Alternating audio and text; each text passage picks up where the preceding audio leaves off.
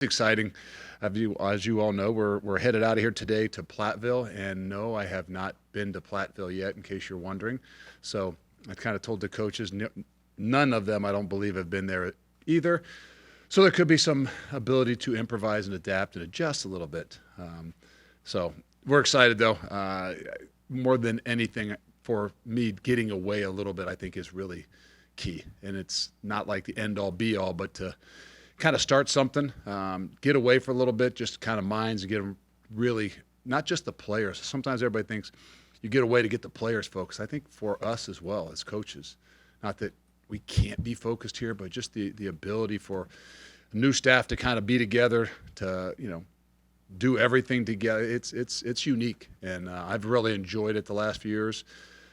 Not something somebody was like, are you going to miss the time that you spent where you guys were before? And I'm like, no, I'm not sure that I say I'd really miss it, but I understand the necessities of it. And I think the things it does for us as an entire group and team, I think are really critical. So it's an exciting time for all, us as coaches as well. So we'll head out of here later today.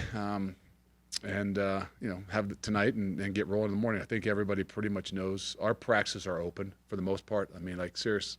I'm not one of those guys that say, hey, cut them off. I don't want them seeing things like, maybe a very few times that they close down practices of some sorts, but really want the opportunity for everybody to be out there, for our fans, for our former players and everybody to get a glimpse at what it is we're doing.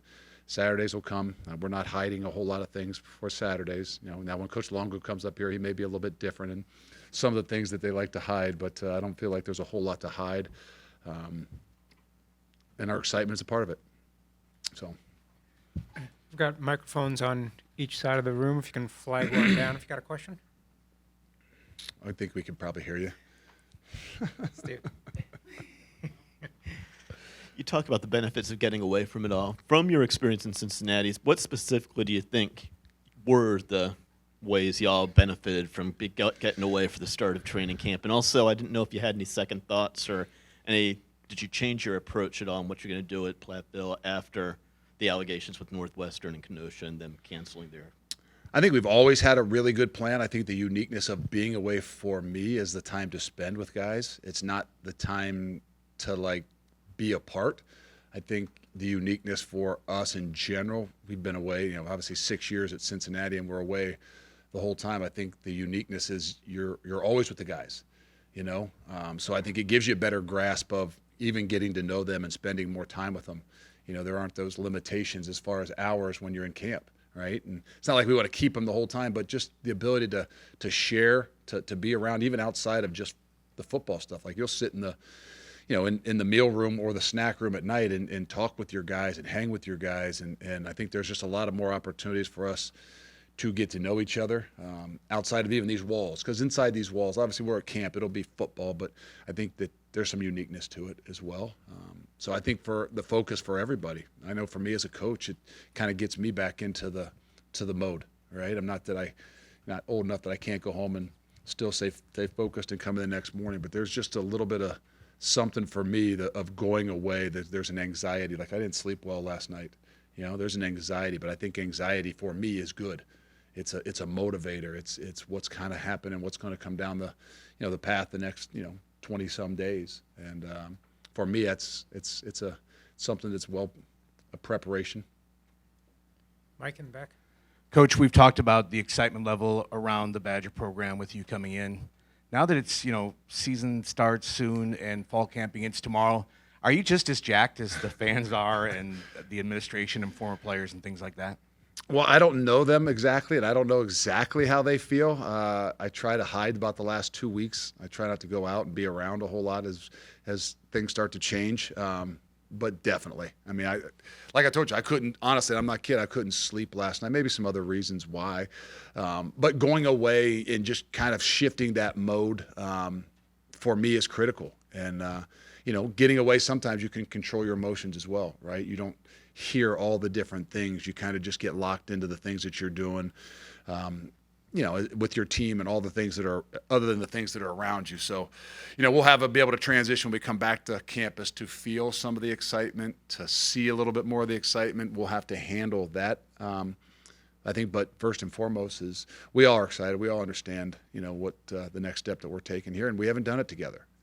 Whether it's us as coaches, obviously us with all these players. So you can feel there's definitely a little bit of a different buzz, even within these walls.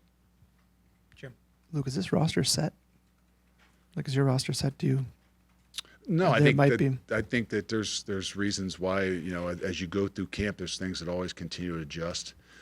I don't think there'd be anybody else coming in. They changed the rule that you can bring 120 guys to camp. Now you don't really have any of those guys that are still kind of hanging out there. In the past, when you're at 110, usually there's 10 guys or so that are, kind of on the bubble, and they don't take them to camp. And then if somebody gets hurt, you can bring them back in. But with them growing to 120, you pretty much, we're at 125 or something, but you got guys that are injured, so they can still be there. So there's not a whole lot of flexibility. We can take everybody with us. Can I follow up? Were you a proponent of that 120, that moved 120? I wasn't one that was pounding the table by any means, to be honest with you. The first time I actually talked to the commissioner was at media day, and someone I was with had said, hey, thank you for getting that thing bumped to 120. And he asked me, he's like, well, what do you think of it? I said, that's great. I mean, I'm all for it, but I think it's more important as you go forward to change the fact of what our travel number is. I don't know why. And we'd get off on a tangent, but I don't know why we would limit ourselves on a travel number when we really want to take care of our kids. You know what I mean? Travel with 80-some, it doesn't matter. Leaving guys back home is always the most difficult thing. Just like in camp, leaving the kids some of the guys that have worked their butt off all summer and they can't go to camp is a tough thing. But I wasn't making phone calls or sending emails trying to get anything really changed. Carly, in the back. Specifically with implementing a new offense, what do you hope to see from the offense by the end of camp? Well, I think whether you say it offensively, whether you say it defensively, there's ability to play together that we have to continue to grow. I'll kind of talk to the guys a little bit about this today that, I think that we've done a pretty good job at coming together. That's what you do in the winter, and a lot of us were new. A lot of things were different. Then you get to the spring and you start to see about how you can play together, but it's still a bit different. So fall camp is really going to see how will we play together, how will we compete together, because it's different. Spring competition is a little bit, I'm going to say it's competition, it's fun, it's joking.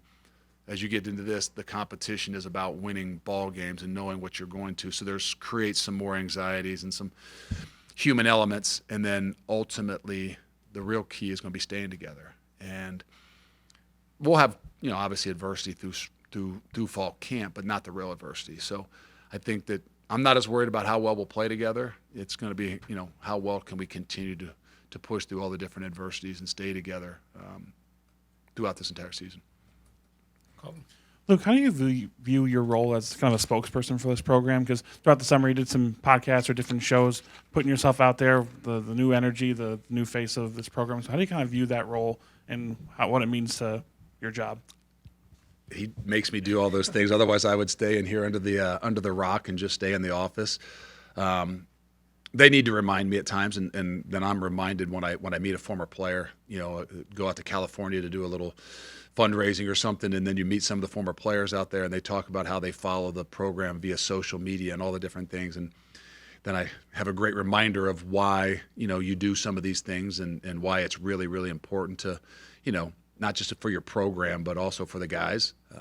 So I realize how important those things are to continuing to not just generate energy, but making sure people, especially those former guys and guys that don't live around here, can get a good glimpse into the program. Because to be honest, if it was me, you're right, we wouldn't do media days. We wouldn't do. I mean, I'd say, well, Saturday you'll see what it's all about, and I know that's not the way of the world, but it's just the nature of it. So I grow too. I get mad at him sometimes, but we're all learning here. Over on the side. Coach, when you talk about setting your roster, getting these guys ready, what's more important to you, technique or attitude? I don't know if you can say which. I mean, attitude has a lot to do with everything that we do. It's the number one core value or culture of our program, with effort and attitude. But I know this, that in order to be successful and what travels everywhere you go, it's fundamentals.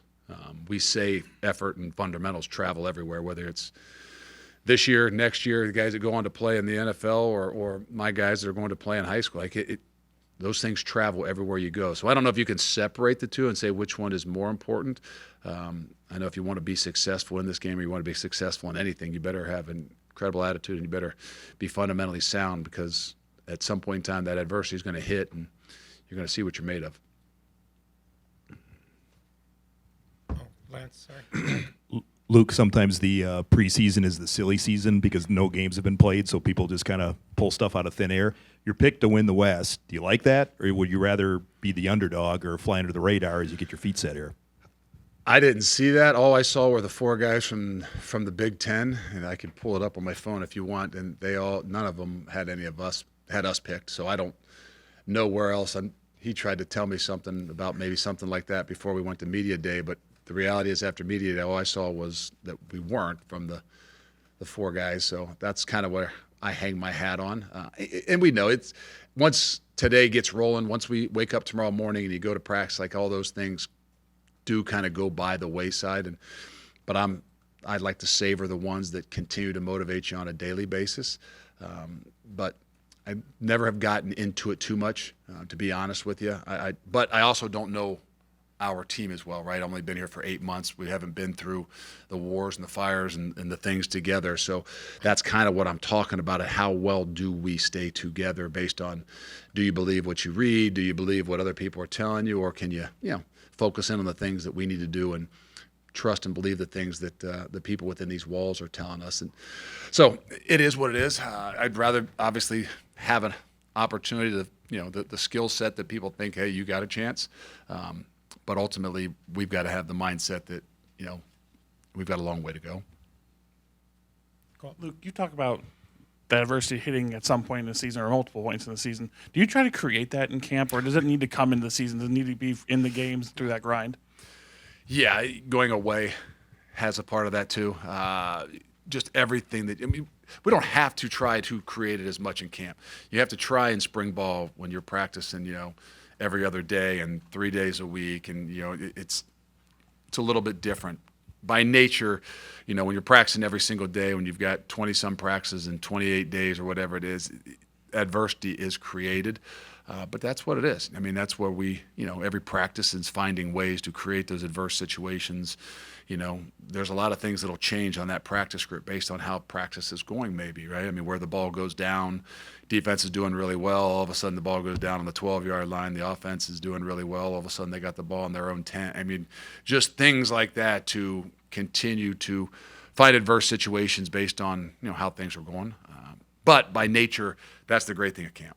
It creates it. This game creates it when you go to camp as much as anything. It's a little harder in the spring. That's what we do all winter. But this time is not, you don't have to manufacture quite as much. Jake. Luke, one of your players, obviously you've gotten to know so far is Hunter Wohler. Just when he's on the field and from what you've seen in the spring, just what does he bring to the defense that maybe others don't? Well, I think it starts Hunter leadership-wise. I mean, just, as I get to know him, the well-roundedness, just it is true. It is, and so from what I've seen, obviously a really good football player. But I think the things off the field, the things that he brings to this entire program, I think are far outweigh even his ability to play. I think he's been limited. I think obviously he broke his leg early in the season last year. Didn't get to see him much even in the bowl practice because he was hurt, and then all of a sudden he plays really well. Good fortune to see him all spring. There's a lot of opportunities. I think that the uniqueness for him is just instinctually playing the game. I'm not going to say he's the best, but he's as good as I've seen, just natural instincts at playing the game, understanding where the ball is, angles and things like that, I think he brings a lot. I think the biggest thing for us and to do with him is to make sure we don't give him too much.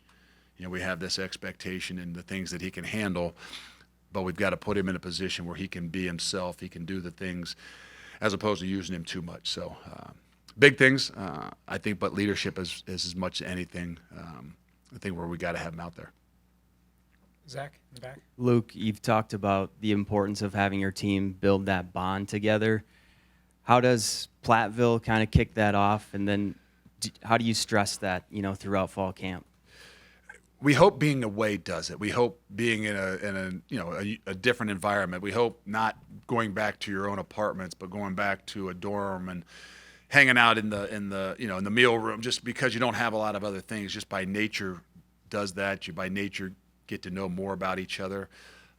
So I think there's some uniqueness in the things that we try to create, but I think it starts at the top, and I think that they will watch and they will see the way we handle everything. And I mean that from me to Coach Longo, to Coach Tressel, to Devin Spalding, who's got a room that's, with two really, really, really good football players, and there's only one ball, and how many times do they get? How we handle those things, how we handle them together, will be every bit as big of an example to them as they are to one another. And I put it solely on myself to start it, to be the example, not just by what you say, but the actions that you have all the time.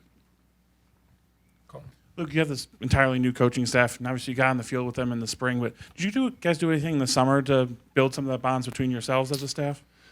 I mean, we spend a lot of time together, so I think there's some, by nature, some uniqueness to it, but not as much. I mean, we didn't go away. We had our own little, we kind of have clinic the whole day on Sunday where we really kind of hone in and have guys get up and teach each other, just so that you can watch and see and get a better grasp and understand what everybody's objectives are from their unit and then from their side of the ball, and me included.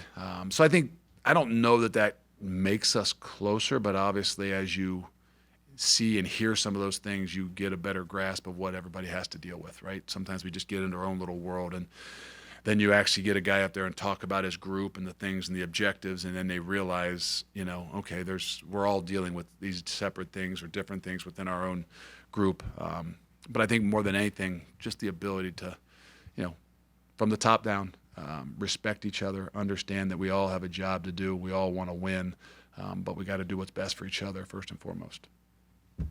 Mike? Coach, I'm wondering if you've picked out a roommate for your dorm yet, and are you going to do lofts? Are you decorating anything particular? I haven't been there yet, so I'm going to go out in there and see if we can actually stack the beds, and it's a crapshoot. So we're going to show up, and they're going to give you a little card, and you don't know who your roommate is yet. So I think, don't anybody tell anybody, I think I actually have one by myself. So I don't know that for a fact, and like I said, we can improvise and adapt and adjust, and so if there is somebody in there, they may be having to move into the foyer or something. I don't know. So no, but it does. It is, in my experience, has been unique, and I'm excited about it.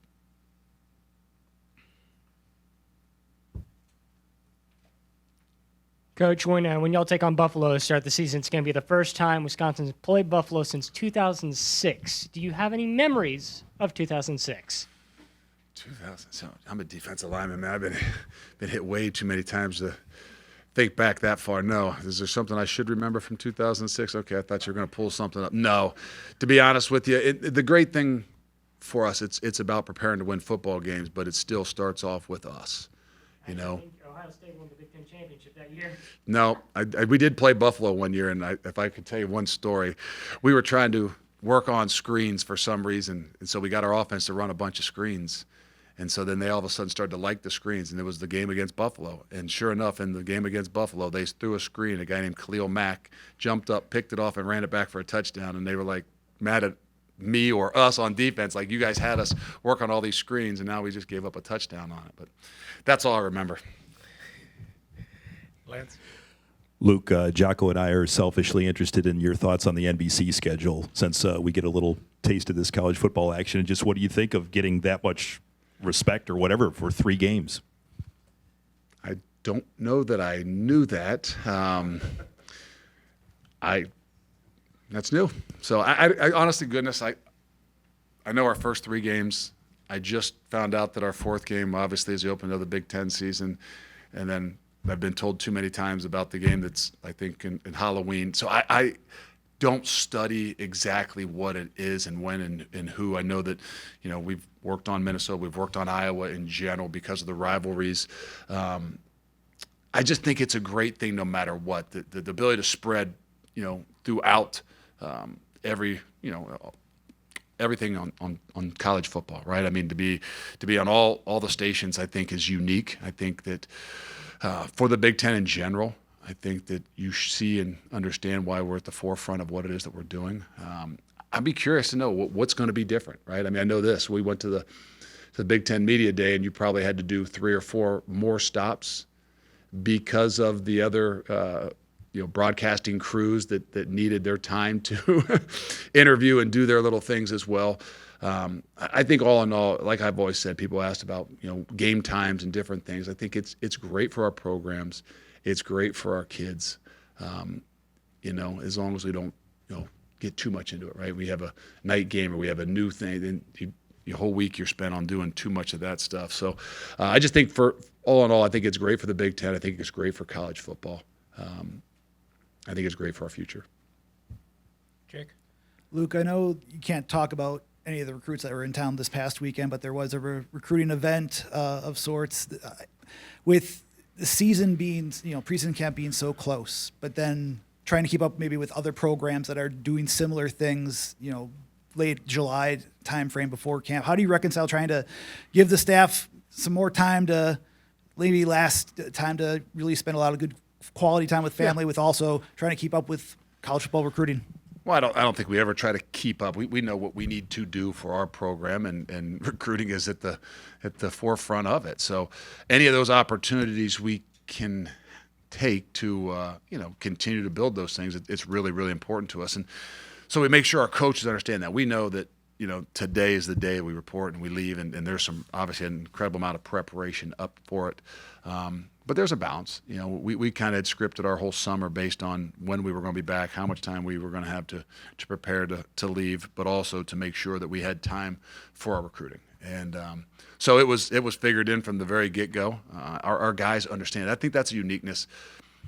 We haven't been together as a staff, but it didn't take long as we all came together to make sure we all understand how important recruiting is, right?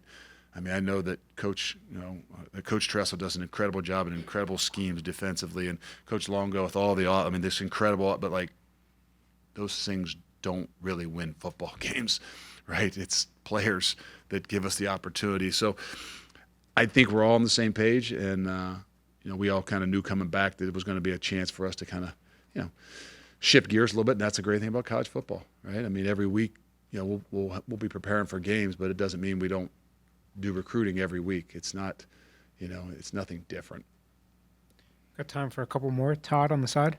Luke, when you're building a staff, and I'm talking about the staff beyond your coaching staff, but the football staff in general, how critical is it for you to have people you can trust kind of guiding that process and putting people in the places you need them to be as you're going through a year?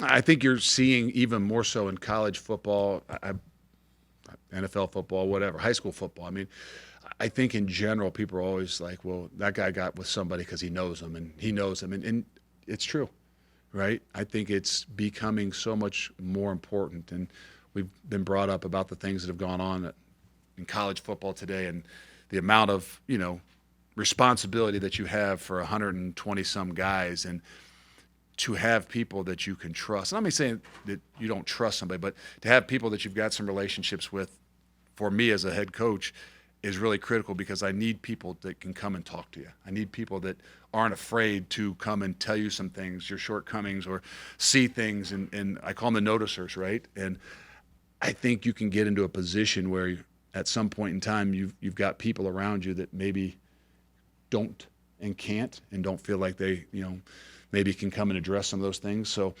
for me, I've only been doing it for 6 years, right? This is year 7 as a head coach, and ability to put a staff together. And I've recognized, that if you don't have some of those guys that you truly, truly have got a relationship with, trust, have gone through some things with, that can come in and, kind of tell you some of those things, whether it's something on the field, something off the field, something within your program, it's really critical.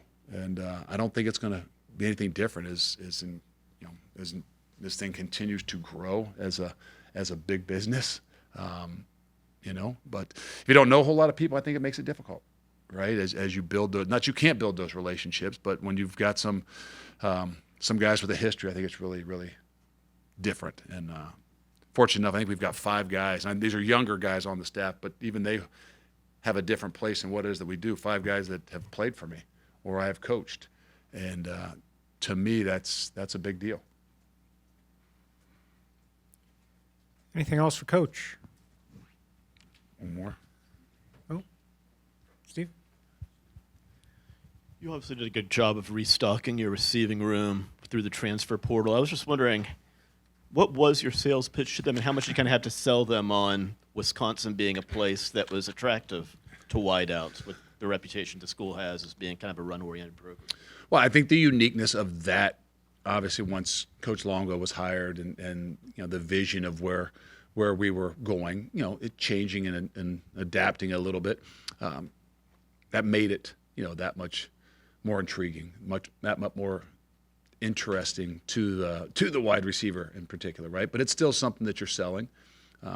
So I think the uniqueness, even in the winter, of getting guys to come to campus, and then once they are on campus, I think that was, something that sold itself, even though it was January. But then, a couple of the other ones that were wide receivers in particular came, I had obviously a relationship with, had coached them for a year or two. And so I think that combination of things of trusting and believing in you as a person and as a coach, combined with, okay, there's a uniqueness here that, that there are opportunities that may be different than a lot of other places. So I think the combination of those things, gave us an opportunity to, I'd say kind of beef up and add some guys into that room in particular.